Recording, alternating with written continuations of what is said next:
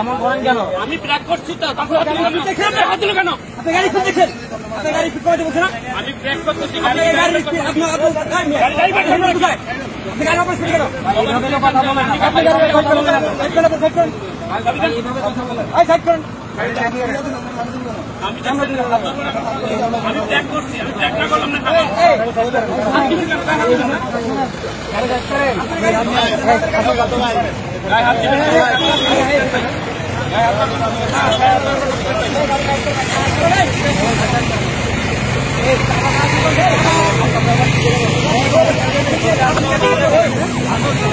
Hey!